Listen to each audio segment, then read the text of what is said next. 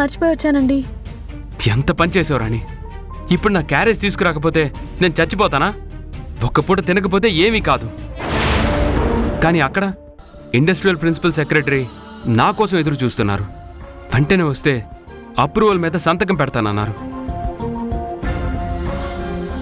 ఆయన అపాయింట్మెంట్ దొరకాలంటేనే 6 నెలలు టైం పడుతుంది. అలాంటి వ్యక్తి వెంటనే పని చేస్తానన్నప్పుడు నువ్వు ఇలా ఎలా మర్చిపోతావు రాణి? ఈరోజు నీ వల్ల అక్కడ ఒక పెద్ద ఆయన దగ్గర నా పరువు పోతుంది. ఇదంతా నీ వల్లే రాణి. తప్పంతా నాదేనండి.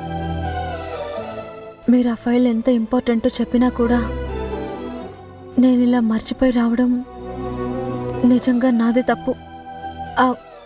నేను వెంటనే వెళ్ళి తీసుకొచ్చేస్తాను. నువ్వు తప్పు చేసావని నేను తిట్టడం లేదు రాణి. కానీ ఒక్కొక్కసారి మనకి తెలియకుండానే జరిగినవి మన జీవితంలో ఎంత పెద్ద ప్రాబ్లమ్స్ తీసుకొస్తాయో ఎవరూ ఊహించలేం. ఇప్పుడు నేను వెళ్ళి సారీ అని ఒక మాట చెప్పాననుకో, మళ్ళీ ఆ పైన కలవడానికి ఎన్ని నెలలు పడుతుందో. వెళ్ళి తీసుకొచ్చే టైం లేకే కదా నిన్ను తీసుకురమ్మని చెప్పాను.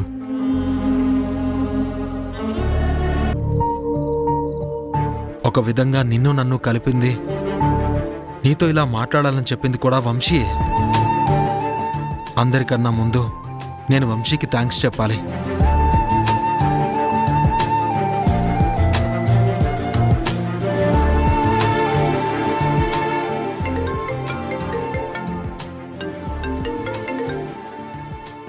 హాయ్ కళ్యాణ్, ఎలా ఉన్నావు?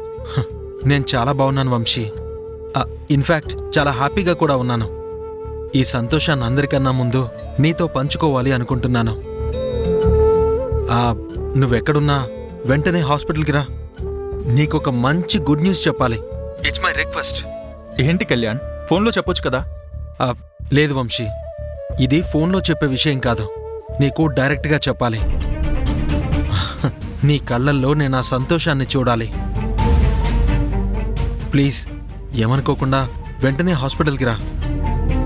రియల్గా నీకొక బిగ్ న్యూస్ చెప్తాను. సరే కళ్యాణ్, 10 minutesలో ఉంటాను.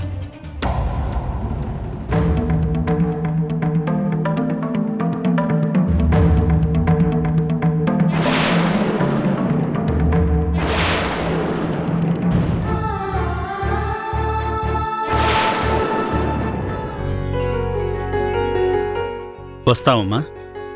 పెళ్లి ముహూర్తాలు అవి పెట్టాలి, చాలా పనులున్నాయి కదా, చూసుకోవాలి. మళ్ళీ కలుస్తాను. అల్లుడొస్తే మేము వచ్చి వెళ్ళామని చెప్పు. వస్తామమ్మా.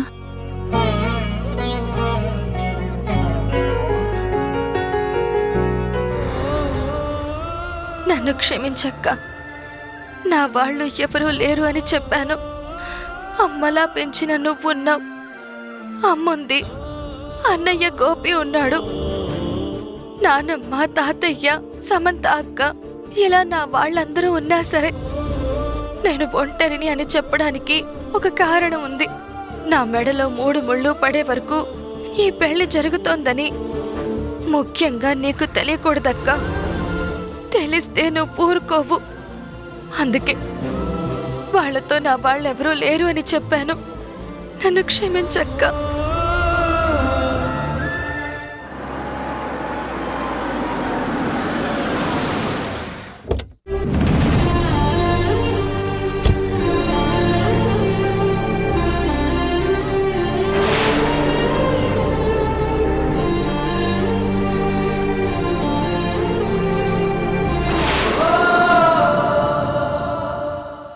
Hi bro.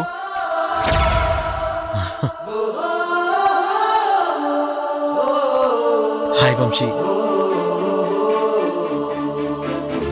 ఏంటి బ్రో, ఏంటి సంతోషం, ఏంటా గుడ్ న్యూస్? ఇది మామూలు న్యూస్ కాదు బ్రో. నా జీవితంలో జరగదు అనుకున్న ఒక పెద్ద విషయం నీ వల్లే జరుగుతుంది. నా కూతురు ఎప్పటికీ తల్లి లేని పిల్లగా ఉండిపోతుంది అనుకున్నాను. తనకి నేనెంత మమకారం పంచినా అమ్మలేని లోటు తీర్చలేనేమో అనుకున్నాను. అమ్మ అనురాగాన్ని ఎవ్వరూ పంచలేరని నాకు తెలుసు. కానీ నా కూతురికి అమ్మని దూరం చేసిన ఆ భగవంతుడే ఇప్పుడు మరొక అమ్మని చూపించాడు. నా కూతురు జీవితంలోకి అమ్మ రాబోతోంది. తనకి మమకారాన్ని పంచబోతోంది. అంటే ఏంటి బ్రో? నువ్వు ఇష్టపడుతున్న అమ్మాయి పెళ్లికి ఒప్పుకుంది కదా? అవును వంశీ, ఈరోజే నాకు తన ఆ విషయం చెప్పింది. నన్ను పెళ్లి చేసుకోవడానికి అభ్యంతరం లేదు అని నా జీవితంలోకి రావడం తనకిష్టమైన ఒప్పుకుంది. ఈ మాట కోసం నేను ఎప్పటినుంచో ఎదురు చూస్తున్నాను. తన నిర్ణయం చెప్పకపోయేసరికి తన మనసులో నేను లేనేమో అనుకున్నాను. కానీ నువ్వు చెప్పిన ఐడియా పనిచేసింది. తనకు ఒక టైం బౌండ్ పెట్టి చెప్పు అని చెప్పాను. అదే ఈరోజు తన నిర్ణయాన్ని చెప్పేలా చేసింది. నా మనసులో తన మీద ప్రేమ మొదలైన దగ్గర నుంచి తను నా జీవితంలోకి రావాలి, నా కూతురికి తల్లిగా మారాలి అనుకున్నాను. అప్పటినుంచి ప్రతి అడుగు నువ్విచ్చిన సలహాతోనే వేశాను. ఈరోజు తను నాతో పెళ్లి కొప్పుకుంది అంటే దానికి కారణం నువ్వే బ్రో. నువ్విచ్చిన ఐడియానే ఈరోజు నా జీవితంలోకి ఎంతో ఆనందాన్ని తీసుకొచ్చింది. ఒక స్నేహితుడిగా నువ్వు నాకెంతో చేశావు. నీ రుణం నేను ఎలా తీర్చుకోవాలో అర్థం కావట్లేదు. ఒక్క నిమిషం.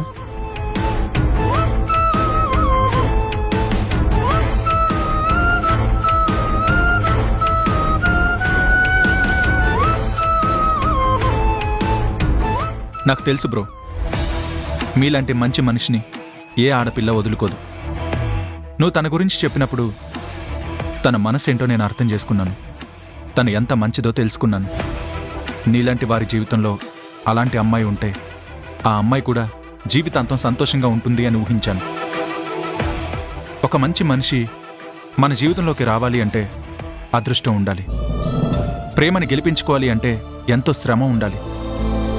మచ్చలేని మనిషివి నువ్వు. ప్రేమని పంచడమే తప్ప నీకింకేమీ తెలీదు. అలాంటి నిన్ను ఏ అమ్మాయి కాదనుకుంటుంది? నా సంగతి తీసుకో. నేనొక అమ్మాయిని మనసారా ప్రేమించాను. కొంతమంది చెప్పుడు మాటలు వినే ఒకానొక టైంలో నేను కూడా తన్ని అనుమానించాను. అదే తన మనసు విరిగిపోవడానికి కారణమైంది. ఆ రోజు నేను నోరు జారి ఉండకపోయుంటే, తనని అవమానించి ఉండకపోతే ఈరోజు నా జీవితంలో తనుండేది.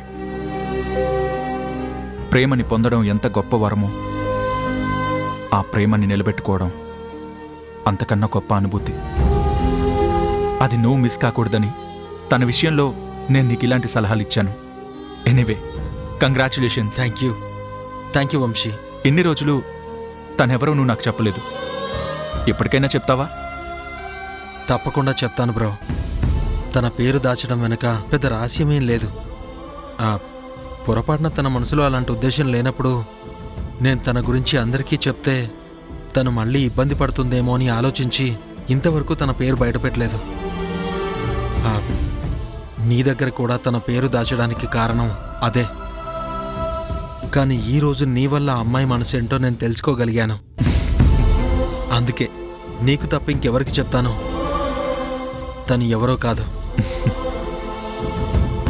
అదే మన ఇంట్లో ఉంటున్న సీత.